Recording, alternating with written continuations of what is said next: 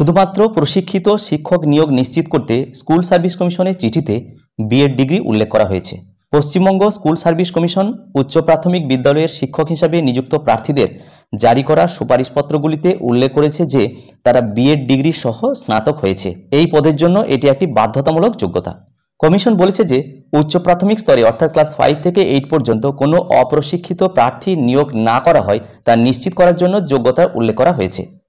অপ্রশিক্ষিত প্রার্থীদের নিয়োগ করা হয়েছে এমন অভিযোগ গত কয়েক বছর ধরে স্কুল শিক্ষা স্তরের বিভিন্ন স্তরে নিয়োগ প্রক্রিয়াকে নাড়া দিয়েছে। হাইকোর্ট গত মে মাসে 36,000 প্রাথমিক শিক্ষকের অর্থাৎ প্রথম শ্রেণী থেকে পঞ্চম শ্রেণী পর্যন্ত নিয়োগ বাতিল করে, এই বলে যে শিক্ষকদের বাধ্যতামূলক প্রশিক্ষণের অভাব রয়েছে।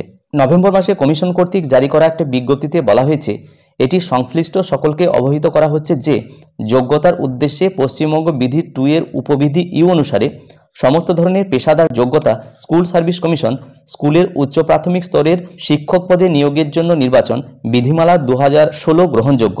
তাই ফার্স্ট এসএলএসটি 2016 উচ্চ প্রাথমিক স্তরের সুপারিশপত্রগুলি বিএড সহ গ্র্যাড বর্ণনা সহ জারি করা হচ্ছে। প্রার্থীর যোগ্যতার জন্য নির্ধারিত স্থান West Bengal central school service commission দ্বারা ভর্তি বা বিবেচিত। এই বিষয়ে কমিশনের এক আধিকারিক বলছেন, আমরা নতুন করে মামলার মধ্যে পড়তে চাই না, তাই সুপারিশপত্রগুলিতে উল্লেখ করা হয়েছে যে national council for teachers education অর্থাৎ এনসিটিই দ্বারা নির্ধারিত পেশাদার যোগ্যতা সম্পন্ন প্রার্থীদেরকেই নিয়োগ করা হচ্ছে।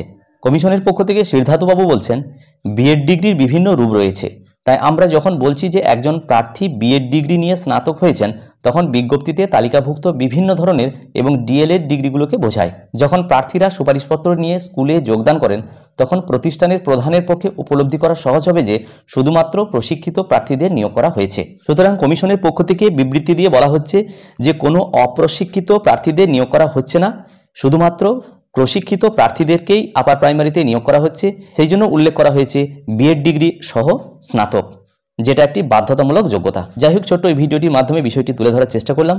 সকলকে ভিডিওটি দেখার জন্য ধন্যবাদ।